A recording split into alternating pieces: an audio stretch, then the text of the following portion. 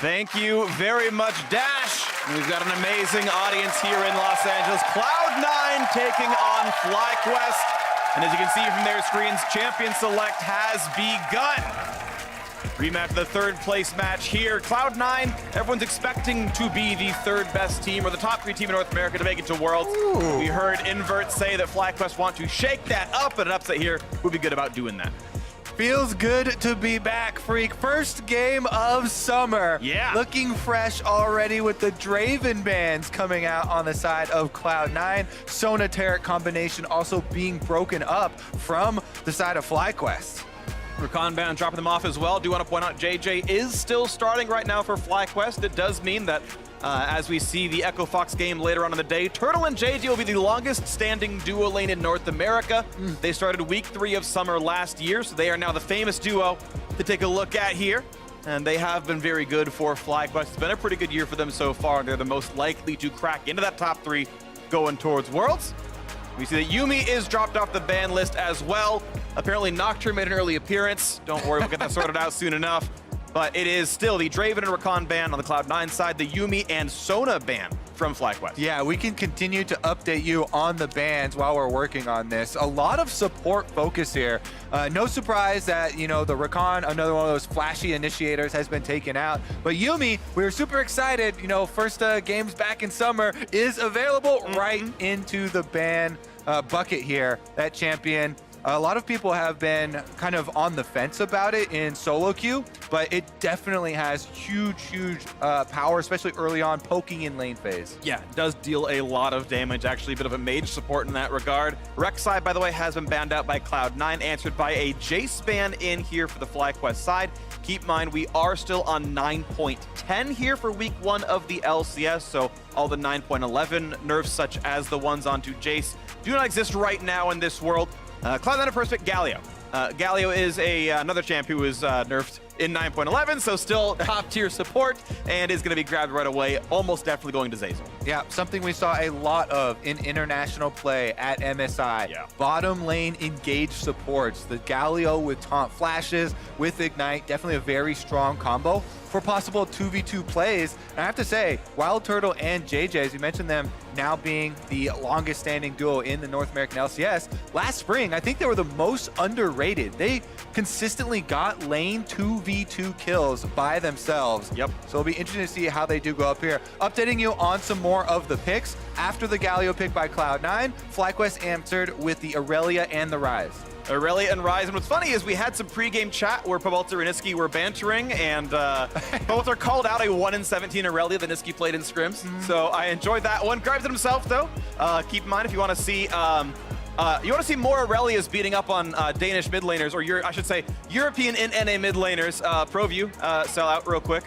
Check out ProBelter, and maybe he'll have a good one there. Aatrox gets grabbed for Cloud9, probably to Licorice, and Niski's going to be on Sylas here as the final picks get rounded out, and FlyQuest then grab Braum. Yeah, a lot of the meta has been very similar, with these super powerful, flexible picks for solo lanes being high priority. Aurelia Ryze on one side, Sylas answering on the other side.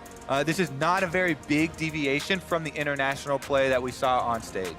What is going to be different, though, is that it is, of course, new Aatrox. Those who have played solo queue, I'm sure you've seen him terrorizing your games. But it is the big changes where his passive auto attack heals him for a whole bunch. His ult doesn't revive till he gets an assist, and heavily amps his own healing. So he's a gigantic drain tank. He's basically mooted with more damage. Yeah. Very strong champion. It's super scary when he's ahead, right? Because you can reset, get the ults, get more speed.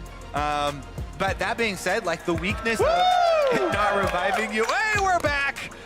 It not reviving you if you don't get the kill can sometimes mean, you know, for junglers, I do like to focus Aatrox lanes if they get behind early. You can try and keep them behind and make it that way for the majority of the game. So quick things to point out here. I know the bottom band slightly cut off. That is Ezreal and Sejuani banned away by C9, and Sivir and Kai'Sa banned away by FlyQuest. So several bot lane marksmen are banned, and Xayah is grabbed right off the top here.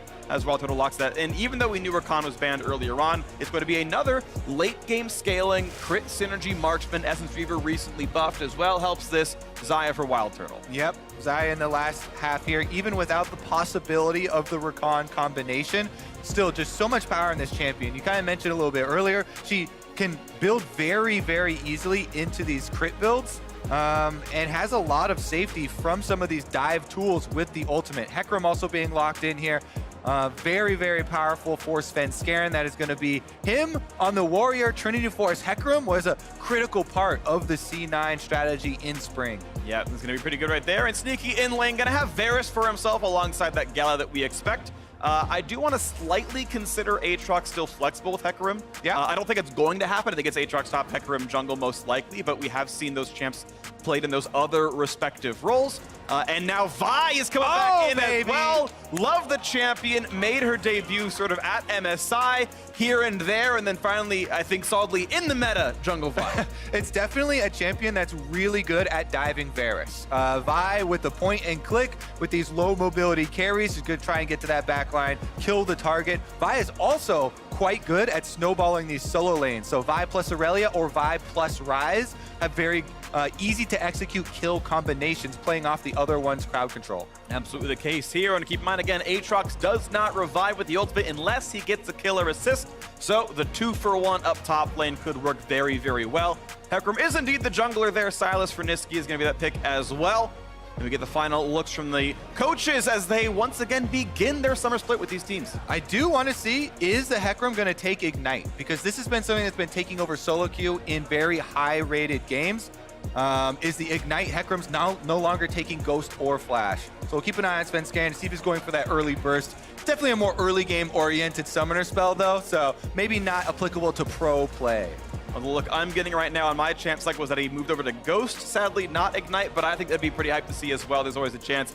And now that we are on the loading screen, it is going to be Ghost Hecarim, sadly. I would like to see Ignite Kobe. It would have been kind of exciting, but it is the more standard build here. Otherwise, nothing too out of the ordinary here in Champ Select. TP on both mid laners. Regardless, it is FlyQuest and Cloud9 doing battle. Two teams that have a good shot at making it to Worlds. The number 3 and 4 team from the last split. And starting out summer with a win would be great. Here we are onto the Rift, everybody. First game of summer.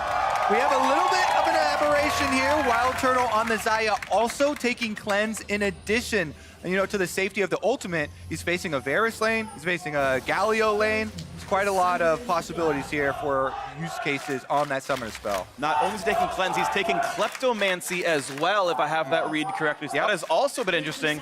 Q auto, W auto, all those things will very easily trigger onto Zeyzal's Galio or even trades with the Varus. If they're going to play aggro, he's going to get a lot of extra gold. All right, chants from both sides, hyped up in the crowd. Cloud9 fans, very, very sad at getting reverse swept in spring, and FlyQuest were so close moving further up in playoffs as well. I'm gonna have to correct that. I am sorry, that is a bug on the graphics display right here on my screen. It is Lethal Tempo on the Xayah. It is not Halo Blades and Hecarim. That is a Conqueror. So we'll get that updated soon enough, but different keystones than what you are seeing on the screen right here, if my spectator screen is to be believed. Regardless, we are onto this game, and as we get ourselves sorted out on this one, let's see what these players have in store for us. Level 1s have not been too aggressive. Nothing too outstanding happening right here. As we wait for the junglers to start. Looks like Vi's going to be on the blue, and a bottom side start for Svenskeren as well. And remember, now that we are on the new patches with the later Scuttle spawns, pretty much all junglers are going with much more, level 3 clears. So we do expect them to be farming quite a bit more rather than going for those super early ganks, especially when you have Vi and Hecarim trying to get a couple levels here. So yeah, they both just clearing on their buff sides, and pulls from both bottom lanes means they both get there a little bit late, and only one minion missed here on the side of Turtle.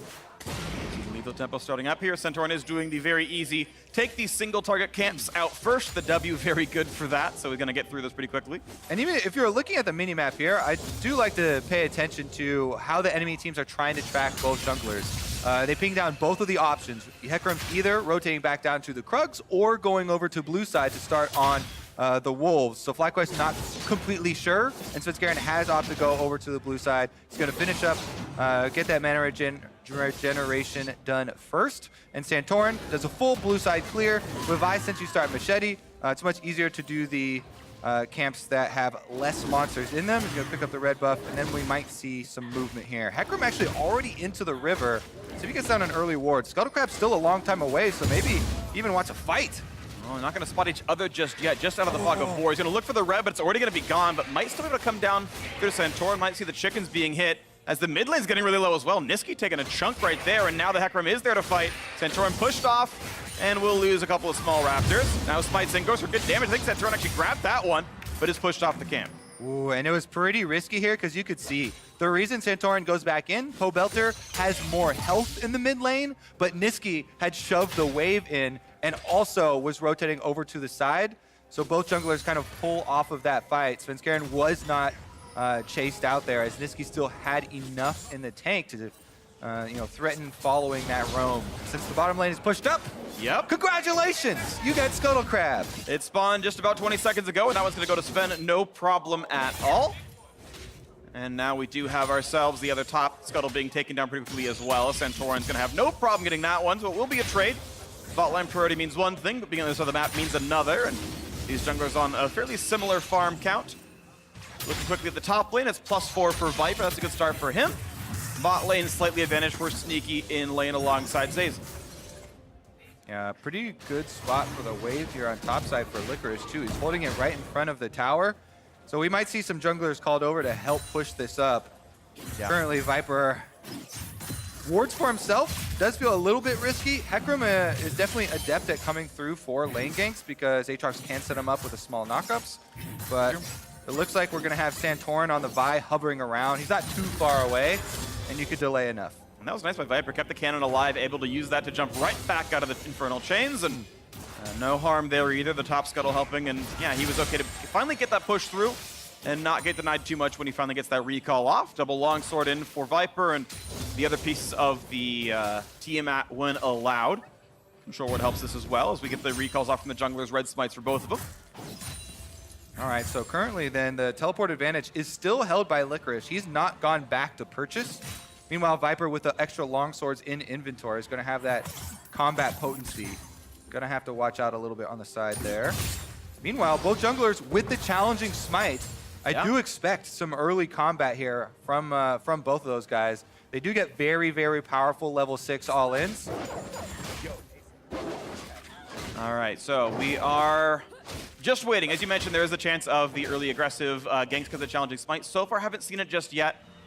You've seen Viper play very safely. You saw both his E and his W clearing out minions in the top side, trying not to get picked off. Quick recall out from JJ's Braum here as well. And now they fight in the top side. Oh, he's so low! The first blood of the first game of the LCS goes to Viper. He wants you to know his name. Oh, it's the new rookie of the split taking down the old as he goes for the dive. Remember, Licorice had not purchased, still was on the level 1 items there. Oh, he's got a vial. Yep. Oh, but he's got teammates. JJ came down as well. With great power comes great responsibility, Freak. You don't want to always insta-ult on in there. And it was a good call, too, because there was a roam from the FlyQuest support as JJ was headed towards the mid side. So sometimes you need to hold back a little bit. This game, though, fireworks already. Fireworks indeed. We get back into the lane. Do want to point out that, of course, the top lane kills were traded back and forth. 100 gold lead for first blood, but as you mentioned, TP advantage, I believe Licorice got the burn it just now, shove in part of a wave. So that 100 gold cost for losing that fight early on means he can now fight Pobelter, level 6 with both these, and there's the fight! There's that great power, and the responsibility falls on Pobelter to die. Leaves behind the control ward. There's the vision that they wish they had a little bit earlier. Licorice gets some revenge with a roam down. Whew. That was nice. That's the payoff, Kobe. You called out the TP difference. That is what happened there. Roamed into mid, saw Beeson to fight. Now Licorice pops seal, takes plenty of damage. Can he do enough? He can't stun him! And Viper takes him down again! Oh, we are just having clapbacks on clapbacks, Freak. As Viper will avenge Pobelter this time. And this top lane is a bloodbath. Meanwhile, down on the bottom side, some deep vision for Cloud9 as Niski and Svenskeren went on a duo roam into the enemy jungle. This is exciting stuff right here. So a gold lead for FlyQuest. You can see 500 up for them as they push on through. We can watch that topside fight again.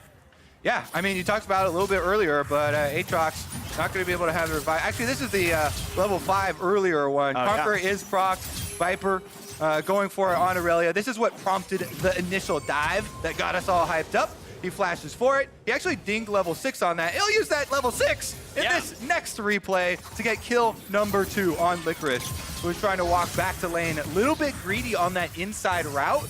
Him hugging the wall there allowed an easy stun for Viper. Being up against the wall, already using the dash, meant that there was no way Licorice could dodge that stun, and it allows Viper to go for the all-in. Now he's the one wearing the bounty. He's got Tiamat as well. That really helps with Aurelia being able to shove the wave, off of those resets.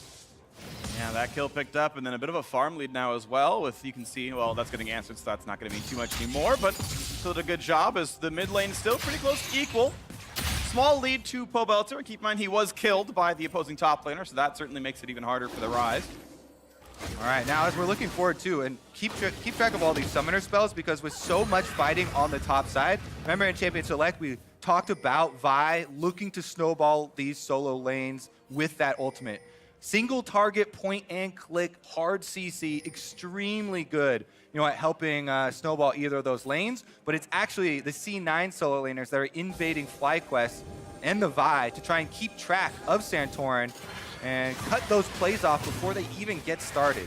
And still has his Raptors, and now suddenly a silent. There's the Aatrox as well. He's got flat. Doesn't get very far away. Puts the ultimate, but he's got no way out now. Can't get the Q off either. It's the solo laners ganking the jungler. Woo! The tables have turned, my friend. That's how you avoid getting hit with the Vi ultimate. You invade, go look for the kill. And that's because both Licorice and Niski are consistently shoving up their waves to allow them this 30 seconds between each wave to go on very aggressive routes here and invade Santorin. Now he sees his ward go down. He goes over to auto-attack the ward to try and clear it, but they had no vision on Licorice. They thought it was just Niski, and once the Aatrox comes down, Pobelter knows that that is a losing 2v2. He has no part in it. Yeah. And that is going to be another successful C9 invade. But this game has been back and forth with so many kills being answered, mostly from Viper on the top side, getting them back to FlyQuest, that the goal is still very much close. And neither of those solo lanes has been snowballed out of control. You can see only 600 gold separate in the top lanes here, and even with the gold deficit, Licorice has been doing plenty here in this one. The mid lane pretty close by as well, but Pobelter's been a bit more locked up into his area. The bottom lane not too far apart, but it is a pretty reasonable lead for Sneaky here. It definitely is, and the bottom lane are trying to do their part, as you say, focusing mostly on the farming up, because both these teams have drafted such powerful solo laners that they're looking for kind of the meta that we saw on the international stage, where getting the solo laners ahead, you can transition later into the game to pushing out the side waves with either the Rise Aurelia side or the Silas Aatrox side, and that's where most of the focus is. All right, Licorice back over the wall to take the farm that he has been thrown toward. Viper getting a farm lead, a lot of this I think because of the Licorice roams, but that is something that will maybe pay itself off further down the line as 100 CS Aurelia. We've seen a lot happen there. And Santorin back out on the map on the back foot here, but does have finished Warrior, can make him a bit better of a fighter. Sees no wards around, goes back up top side of the jungle. There's Krugs to take. Yep, both junglers on pretty equal footing here. Good timings on their Warrior enchantment completions. Hecarim with the move speed on Boots, a little bit of an advantage, as well as the extra level. So we'll see where Svenskeren goes with this next ultimate. The Ghost is a much lower cooldown summoner spell and gives combat effectiveness in addition to the mobility for Hecarim. So Svenskeren actually has quite a bit more options than Santorin right now. And with the supports recalling and going for roams here, you can see C9 taking advantage of that fact and using the duo to actually clear out a lot of those wards. Ruler placement does come down for JD to track that one gank path, and with Supers on cooldown, it's not going to go down for a little while as Viper puts an aggressive ward himself and hopes to track more of the movements that might be available to Svenskeren, and pretty much anywhere he does go aggressive should be spotted out by FlyQuest vision lines. Licorice has to figure out what did go down, and roams back down, maybe towards the blue buff. He says, okay, the control doesn't put there, but maybe somewhere else, and back to lane to grab his own farm. Mid lane still trading very equal in CS.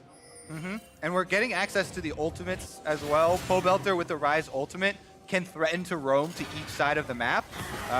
With Santorin, and JJ actually starting up this Dragon after Pobelter pushes the mid wave. They should be able to burn it down before any answer comes. Yeah, Zaza's trying to steal it over the wall, but should not be able to get it. Now, before Miracle, that was not going to happen, so FlyQuest Cloud Drake in for them. No aggression coming through. They had the auto attack in the queue coming in, another Vialt stolen. And I really like that for FlyQuest now. I think with the Dragon taken off of the map, Santorin should focus topside.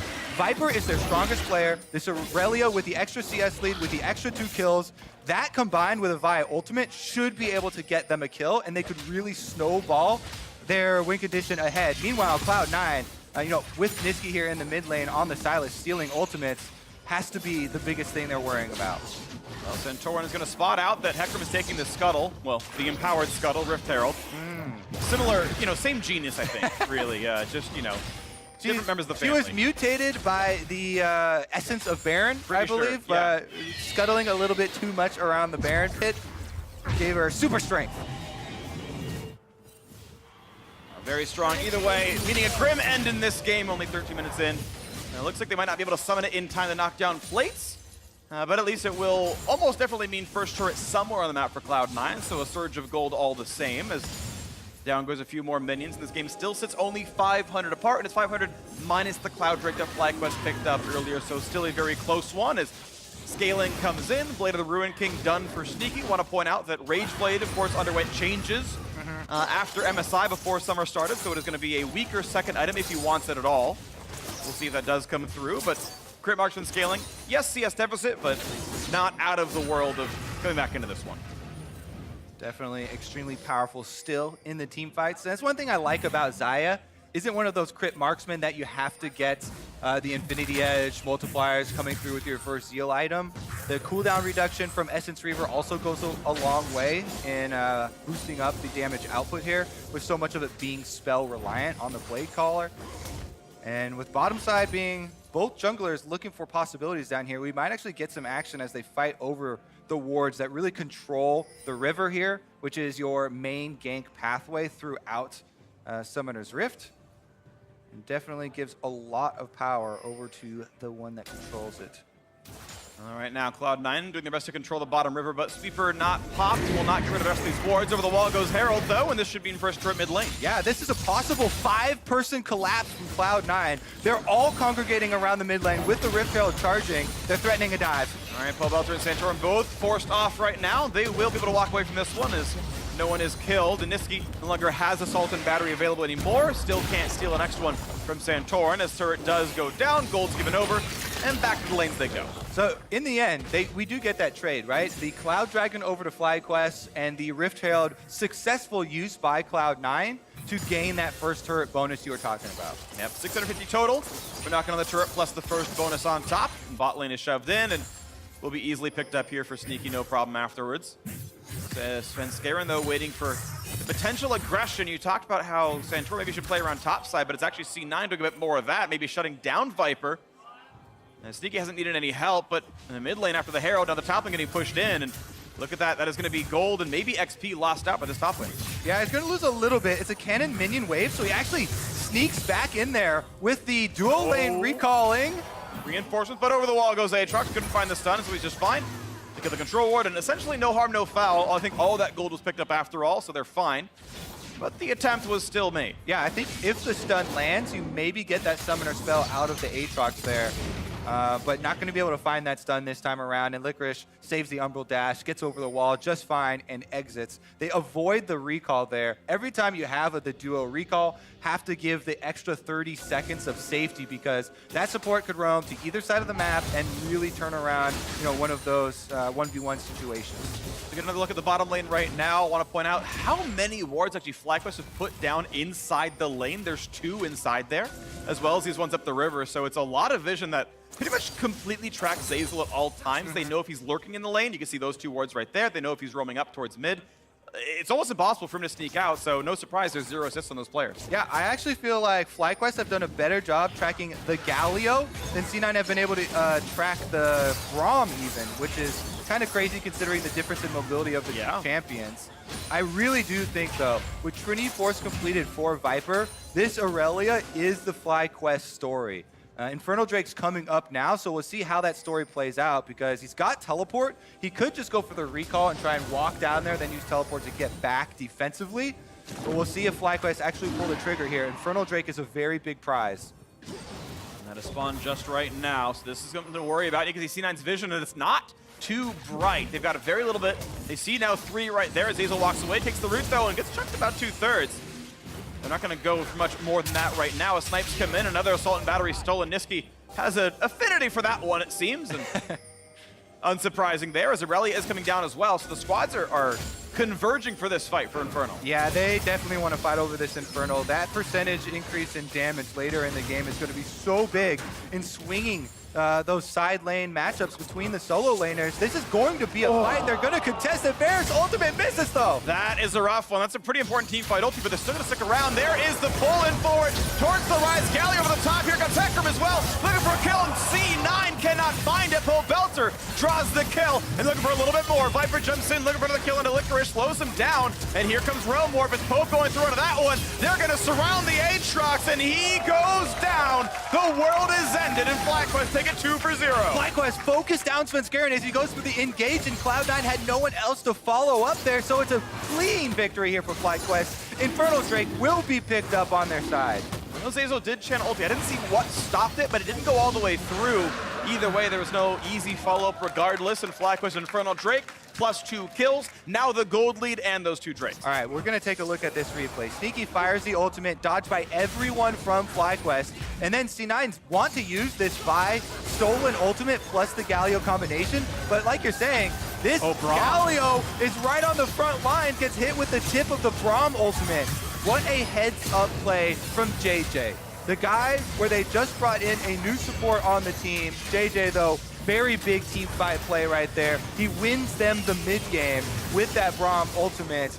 That wins the team fight, gets the Infernal Drake, and it gives FlyQuest the opportunity now to push up their wards. This was an impressive start now for FlyQuest. They were the team on the outside looking in. They were the very obvious 4th best team in the LCS, and C9, a lot of people thought we're actually the best team into the spring postseason. Just didn't quite get that victory over TSM in the semis, and this is a very good look. Definitely true. With the 2 elemental Drakes, that's a big advantage. Cloud9 still have plenty of gold to work with. So until the side lane towers actually fall and we start to see the takeover of those 1v1 matchups, maybe we'll hold off on calling the complete win of the mid game, but yeah, I mean, a huge step. Level 11 here for the Hecarim as well, and Cloud9 are looking to position on the top side. And both squads kind of lurking around right now. A couple of wards down, a couple of sweepers pop to look for it.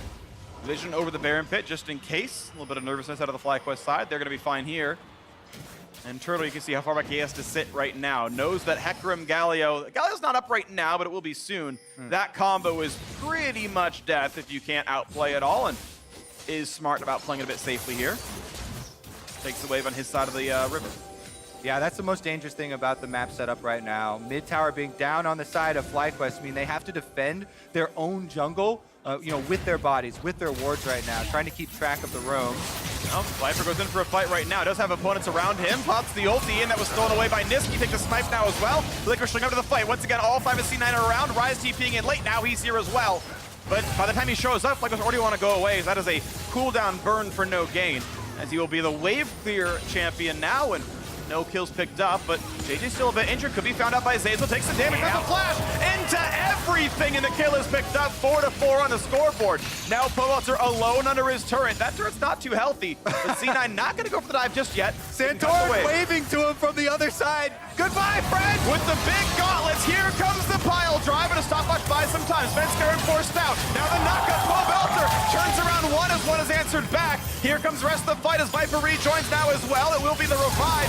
In for the one. It's still alive, and they would have chunked down everything. A clean enough team fight for C9. Oh, FlyQuest should have just waved goodbye. They thought they could do it with the stasis on the stopwatch from Poelter, but in the end, Cloud9 get the successful kill on the top side. They get the tower, and they're going to start up the Baron. This seems almost guaranteed. The amount of tanking Licorice did in that team fight through the ultimate and all the extra healing, but now it's 2v4. FlyQuest want to stop, and the health bar is low enough. This is a full resource Xayah. So Baron will not go down, and we will stop for the next one. What an action-packed game here. Cloud9 with the big strike back. Huge teamfight victory up on this top side, and they actually get an extra kill out of it. Let's take a look at how they start this off. Now they have the Hecarim ult combined with the Galio. Pobelter with a very nice stopwatch does buy them time and does get him the counter kill onto Zeyzal. But then Santorin is under the turret. Licorice does have the reset on Aatrox, so he continues to deal damage under there. And so much health. Finish off the second 2 kills plus the tower. And this is a guy, right? Like, keep in mind, your ulti gives you bonus healing while it's on. He's got Triumph. He's got a bunch of points in E, which is Omnivamp in the first place. There's a Death Dance now. I don't know if he had it back then, but either way, just healed an absurd amount and tanked through like 7 turret shots. Top side though, Niski's going for a 1v1 exchange with Pobelter, who's given really good damage. A solo kill from behind. Woo! Woo! Pobelter, North American top 10 mid laner, self-proclaimed, is able to find the solo kill as Niski goes aggressive and has no way out. That's a really big pickup right there. It means the game is within 1,000. Sven wants his attempt here. Shields come back in. It's pretty good trading though for Pope. And yeah, not a chance. Sven's gonna run right back away. Yeah, there is a Galio here. Zeyzal doesn't have his ultimate, but he could walk up there and try and 2v2. C9 out looking to defend on the bottom side. Viper's gonna finish up the turret though. Trinity Force Box come in, turret goes down. FlyQuest actually winning in the turret game.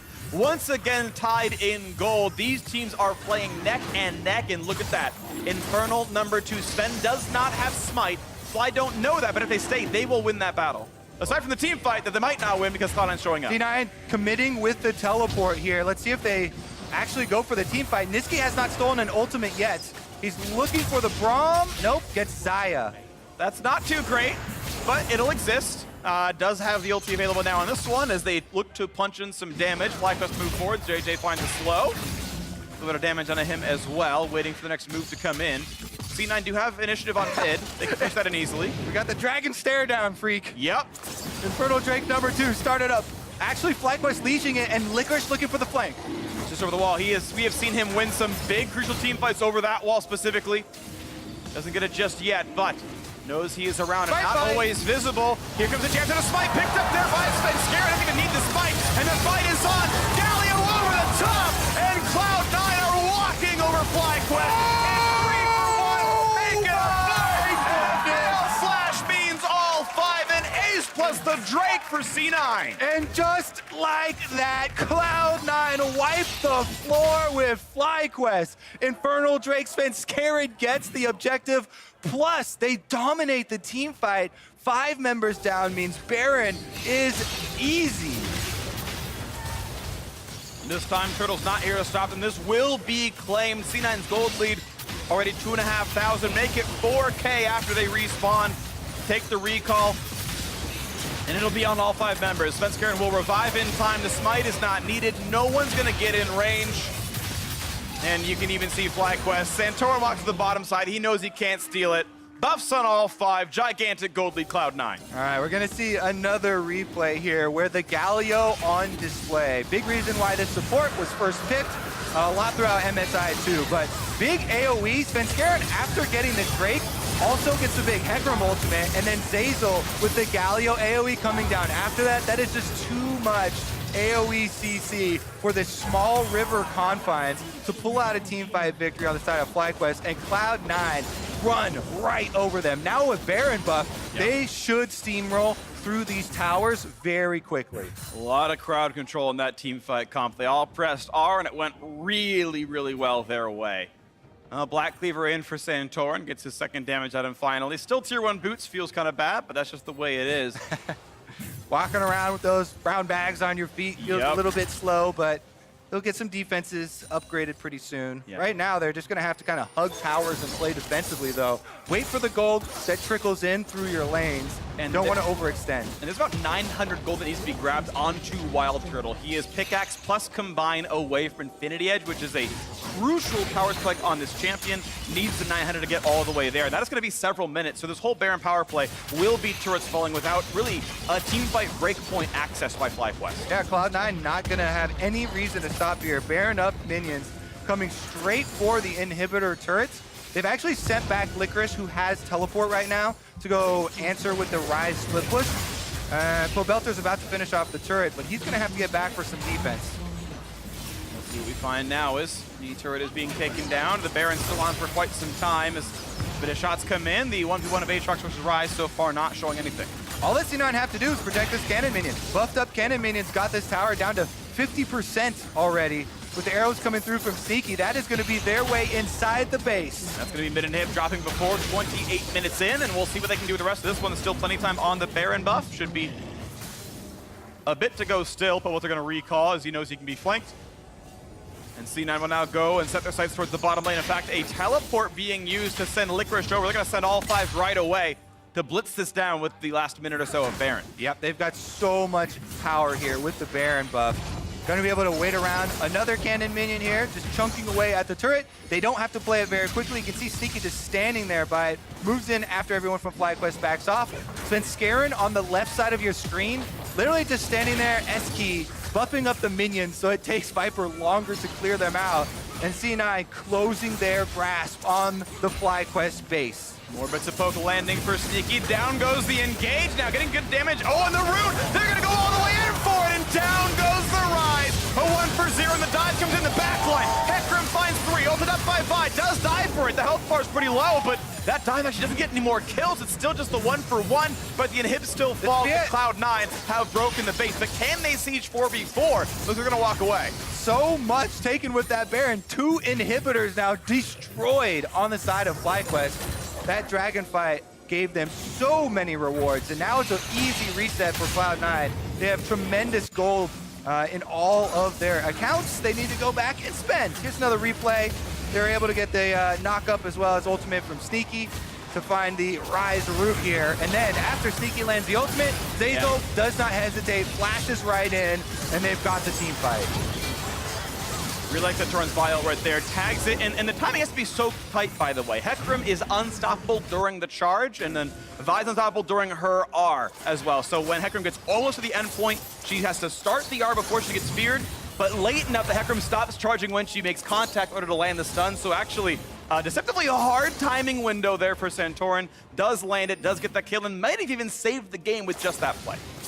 Saved it for how long? Maybe not very long, but did save it for now. C9 back out onto the map. Infernal Drake should easily be picked up here, and that will give them even more power to try and turn top lane. Yeah. With super minions going down bottom and through the mid lane, they have a very easy route to end out this game. Meanwhile, damage on towards JJ. He's going to jump back to his teammate and say, I don't want to be part of this anymore. Nice stun comes out of Viper, and they'll walk away and lick their wounds, i.e. finally now done for Wild Turtle, but it's 3.5 items for Sneaky already, and the rest of the C9 squad is up that 5,000 gold still. Not an insurmountable lead, but a meaningful one all the same. Yeah, very true. FlyQuest here doing their best to hold off the super minions. You can see they've sent Pobelter down to the bottom wave. He's trying to kill as many super minions before they get to the base as possible so they aren't boxed in. The rest of FlyQuest is going to have to play very defensively and kite until he can get back. He still has his teleport, so he can teleport back at any time.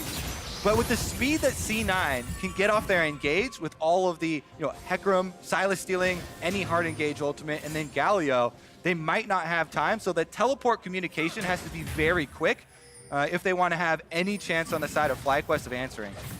Okay, and watch out for when Pobelter shows up then and how much damage he can do. He does have 3 full completed items. The flat pen build, he can do almost true damage to several members on this roster. 0 MR items have been picked up by Cloud9 across the entire board. So he can be the big threat right here. Now, Baron buff makes sieging a lot harder. The wave clear can actually work this time around. Top lane, they attempt the little bit of a dive, a little bit of a CC by Niski stealing the Braum ulti. Not going to find too much there. Sneaky, oh wow. Got chunked out. I'm pretty sure that was Rise combo. And that means that siege is over. Pobelter definitely has been dishing out the damage here for FlyQuest. Their biggest problem is just their base is in ruins. Yeah. All right, meanwhile, a little bit of a brush play here set up for Cloud9. Let's see if how patient they are. Oh, over the wall. Not very patient already right away. Licorice wants to find something. Can't quite get that kill, though. And instead, here comes the 2-person top from Galio. Hecarim over the top. Big CC. who's the first kill. It's a 1-for-1 so far in the 4v4. The Viper gonna lose his Guardian Angel, and JJ gonna drop as well. Still a trade of equal kills. Another one comes in for the Rise, but Walter is not stopped right now, but he's gotta run away. Temporary numbers lead, though, is FlyQuest. They got more kills. C9 are forced out. Huge stand here from FlyQuest to actually keep this game going. 3 members still alive. They've got to fend off so many super minions that you don't really get to take a reward after a fight like that, though. You kind of have to take out the trash. Yeah, but the major carries are the ones who lived. Viper, Pobelter, and Turtle. They're actually going to go for it. Rotating towards Baron instead of defending the super minions. The squad has Now look at this mini-map. These super minions will destroy that turret if left alone. So Cloud9 just have to keep them here. Santorin burning it down. Spawns in 2 seconds. Viper just Now the 2-on-2. They get the kill right back. No, Licorice has GA but no ultimate. Trying to run away. Flash to the wall is gonna no, he'll burn down the Death's Dance. So a Guardian Angel and a 1-for-1 trade kill seems pretty positive, but now C9 maybe try to answer back. You can see the wave clear now from the FlyQuest duo of support and jungle. Do still lose their turret, but their base at least will not fall. Yeah, Santorin does revive, so they're able to defend the Nexus turret number 2. They did lose number 1, though, so there are a lot of routes in for possible split push here from C9. They've got control of the map. There should probably be a reset up around Baron, throw down some control wards, and then FlyQuest still have a fighting chance here. It's definitely very risky, but let's take another look at how this one started out.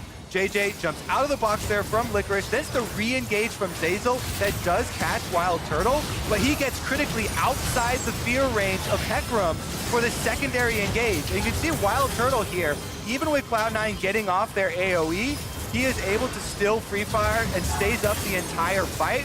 So with Pobelter locking down the damage threats with the Rune Prison there, he's able to finish them off. And he's very happy that they're still in this one. Yeah, doing pretty well right now. Pobelter and Wild Turtle, a backline threat to be sure.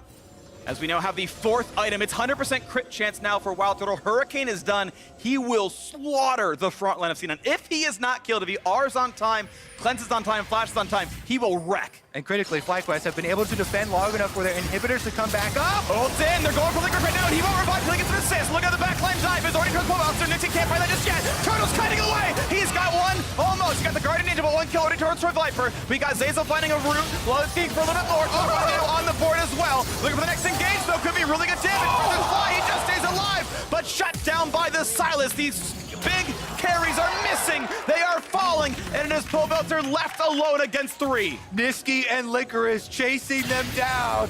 Can Pobelter defend long enough? He's got 30 seconds on any sort of backup here coming from respawns. And this is going to be Zeyzal, Licorice, and Niski headed straight for that Nexus turret. They've got a wave and they've got 20 seconds. This seems like it's going to be the game falling right now, and C9 starting their split with a win. Up towards the Nexus, there's the taunt, there's all the damage, they got him indeed. It's the ace, and it's a 36-minute win. Cloud9 start 1-0 in the LCS.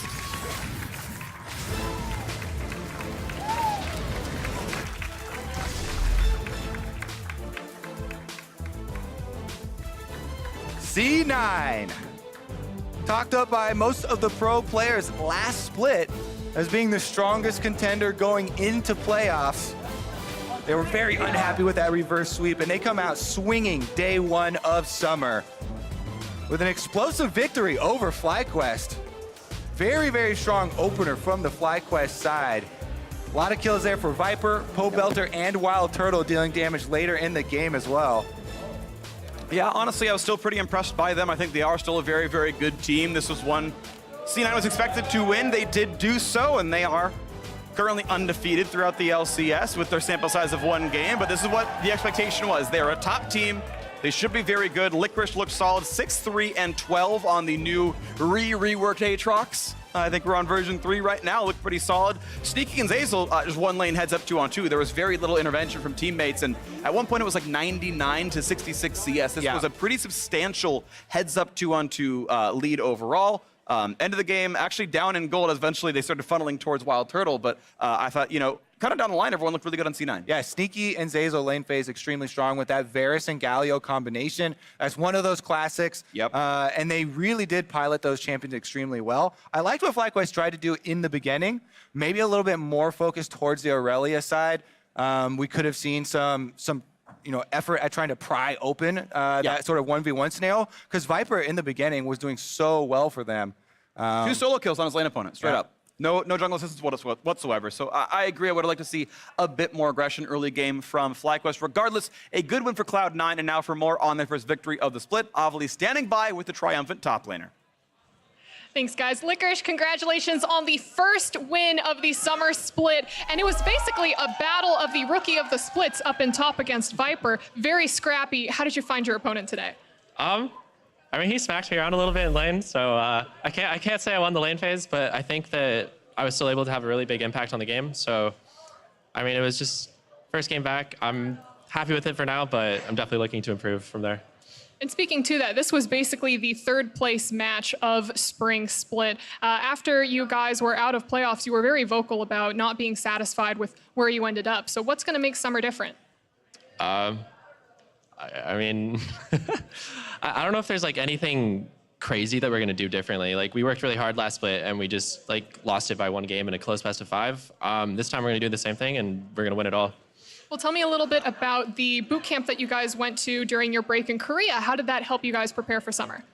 I mean, boot camping in Korea is always good. The solo queue is like a little bit better, but I think the biggest thing about it is just that everyone, when you're in Korea, you're all super focused. Like everyone wants to try hard and play and like win and get better. So it's just a really good environment for like improving as a team. And I want to ask you a little bit about Cloud9 having, amazing international success last year at Worlds. But just a month ago, we saw Team Liquid make it all the way to the finals at MSI. So as a player, what was that like for you watching it? I mean, it's definitely mixed where like I'm watching it and I'm thinking like, oh, that could have been me. Like that should have been me up there. But at the same time, like I'm always happy when NA does well internationally, and I'm really happy for the guys over at Team Liquid. Well, that being said, Team Liquid versus TSM is our next match. Any predictions going into that game? Well, I mean, based on MSI, it looks like TL's the 2nd best team in the world, so I'm gonna have to go with TL for this one. 2nd best in the world. Licorice, thank you and congratulations again. And for more on the game, let's hear from the State Farm Analyst Desk. Thank you very much, Avali and Licorice. Calling TL the 2nd best team in the world. We'll see if his prediction holds true in that very next game. Know how they cut the interview the second he said something. I mean, we heard from Steve earlier say that they'll probably be slow starters, but I want to talk about this game here between our 3rd and 4th place teams from Spring Split. We talked about, setting up Cloud9, TSM, and TL as these titans that the rest of the teams are trying to take down. We heard from Invert himself that he wants to destroy that narrative. It is not predetermined which 3 teams are going to Worlds. FlyQuest wants to make a case for it. And this was a very, very close game between these 2 squads. Yeah, I like what I saw, too, out of the draft. Both teams sticking with a lot of the stuff that we saw become powerful in the MSI meta. You've got Aatrox coming in. He got reworked while we were all away and got a lot different of an ultimate. But everything else, the Sylas, the Ryze, the Aurelia, all the same. I didn't like the Vi, though. I think that you cannot like that. Vi against Sylas. You just can't do it. He gets way more value out of your ultimate. Niski was a better Vi than Centaur in this game. That's what happens when you pick Vi into Sylas. He steals your ultimate. He does way more work with it, lower cooldown as well. Like, what? I think that it's a good pick right now. Yes, with the Aftershock, you can be tanky, you can single somebody out, but you can't do it against Sylas. It's just, you really have to go somewhere else. That said, the focus of this game was not necessarily around the junglers or even the Vi pick itself. It really was about the 2 top laners. Again, our rookie of the split from last year in Licorice up against this spring's rookie of the split, Viper. Yeah, good, making good use of Pro View right out the gate. Everyone watching the top lane matchup. Viper was really knowledgeable about his trades, knowing he could take this one. Then the flash follow with, still relatively, close to 100 HP Licorice there, knowing he'd get that kill. Does get executed for, but he had a great game in laning phase, built a CS lead, got all these kills. It was really impressive. And the fact that Licorice was able to get so much work done after dying twice in lane with no jungle pressure is a testament to me to how good he is as a player, because able to roam and consistently find Santorin, and then his team fighting was just on another level. And we take a look at the kill participation, 85% on the top lane. Like, phenomenal. That is outrageous for a top laner. But you can see exactly what Licorice was talking about in the interview. Didn't necessarily win the lane with that, down 25 CS at 15 minutes, but it really was about the team fights. Yes, both top laners did their job in that, 1v1 to pick up a kill here or there in some skirmishes, but it was around the team fights that we saw things either go well or break down for both squads. And C9 had a lot more of the initiation tools on their side. Yeah, there's a Vi for FlyQuest, but then you also have a Varus ultimate, you have Niski who can steal it, you have a Hecarim engage, and so a lot of these fights came down to like how well did C9 play them. That one, they blew a bunch of ultimates, missed them, and then got wiped. Here on the top side, a very well executed dive. This was really weird out of FlyQuest. I mean, it looks like they're just all walking into the cemetery one by one because there's no chance you can actually survive that dive. Yeah, Turtle's still sitting mid at that point. Yeah, but this was a fight that began with Licorice once again being at the front lines, just as we saw on the top lane. He found an amazing flank and just walked away with it. This is Aatrox to me saying super high priority. Now, in Collegiate, it was being permabanned. I think that Aatrox is now, boop, boop, you got to start first picking this champion. You mentioned ProView getting used. If you're a top laner out there and you want to understand how to play top lane in team fights, that team fight is one to take a look at from Licorice's point of view, and really intelligent flank over that wall there around Dragon to help set up his team for an ace and ultimately a Baron and then a push for the win in the following minutes. Yeah, but it still was close even after that. They got the Baron, but then they 2 inhibs are down, but they lost a couple fights mid lane, and they actually had to play pretty well to get back to closing it out. So to the earlier point about, you know, the top 3 getting closed in on, it did feel like FlyQuest was super close to winning this game if they played a little cleaner in some of those mid-game fights. I'm going to just give them the credit that it's day one. Everything goes. It's going to be scrappy. It's going to be messy. You couldn't ask for a better way to kick off the summer split with exactly that. Seeing that the two teams positioned next to each other in the standings at the end of the spring split are really still that close to each other, and it suggests that we're going to have a really tight race throughout the remainder of our 9 weeks here. Up next, though, we've got a rematch of the spring finals. If you're itching to see that match from the point of view of Bjergsen or Double Lift, catch every keystroke on the new ProView available at watch.lolesports.com. Pick yours up, and meet us back here for Game 2.